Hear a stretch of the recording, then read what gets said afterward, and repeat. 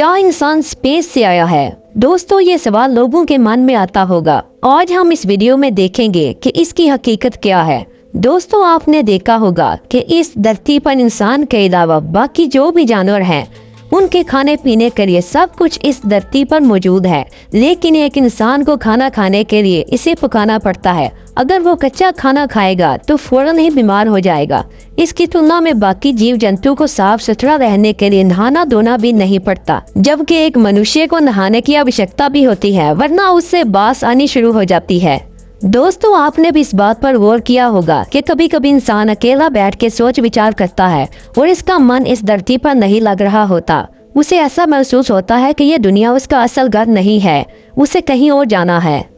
दोस्तों, साइंस की theory of evolution के मुताबिक इंसान के माता पिता पहले बंदर हुआ करते थे, फिर आहिस्ता आहिस्ता मॉडिफाइड होकर बंदर से इंसान के रूप में आ गया।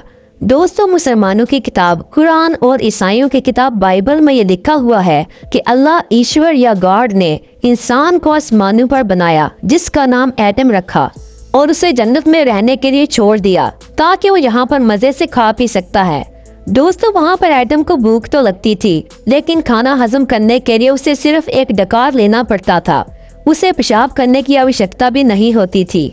दोस्तों, सवाल ये पैदा होता है कि अगर इंसान वहाँ इतना मजे में था तो जमीन पर इतनी तकलीफ झेलने के लिए क्यों आया? यहाँ इंसान को बहुत कठिनता से अपना खाना पीना इकट्ठा करना पड़ता है, जो हजम होने के बाद जिस्म से निकल जाता है और फिर से भूख लग जाती है और इंसान को फिर से खाना इकट्ठा करने के लिए जूझना करनी पड़ती है। दोस्तों, मुस्लिम बुक कुरान में लिखा है कि आदम ने जब अपने आप को बहुत अकेला महसूस किया तो गॉड ने इसकी पसली से एक महिला को पैदा किया, जिसके साथ वह जन्नत के मजे ले सके। लेकिन गॉड ने उनका वहाँ रहने के लिए एक शर्त रखी कि जन्नत में एक ऐसा दरख्त है, अगर उसका फल तोड़कर खा लोगे तो मैं तुम्हें इस जन्नत से निकाल कर धरती पर फेंक दूंगा और कुछ अरसा बाद मैं तुम्हें मृत्यु देकर दोबारा वापस बुला लूंगा, जहाँ तुम दोनों को तरह तरह की तकलीफें उठानी पड़ेंगी। जैसा कि हर महिला महीने में एक बार मेंस्ट्रुअल साइकिल की पीड़ा को सहती है और मर्द व्यक्ति सारा दिन धूप में काम करता है ताकि वह धरती पर जिंदा रह सके।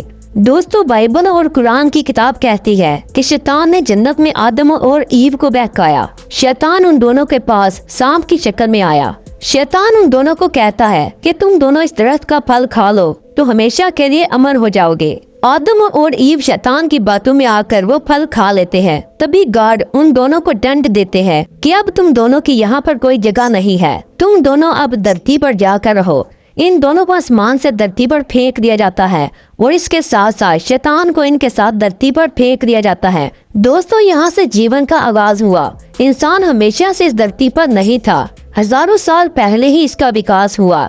इससे पहले धरती पर सिर्फ भूत प्रेत रहते थे, जिनके बारे में हम अगली वीडियो में बात करेंगे कि आखिर मनुष्य से पहले धरती पर कौन कौन था। दोस्तों, आपकी इस वीडियो के बारे में क्या राय है, कमेंट करके जरूर बताइएगा। और अगर मेरी वीडियो अच्छी लगे तो इसे लाइक जरूर करिएगा और चैनल को सब्सक्राइब कर दीजिएगा।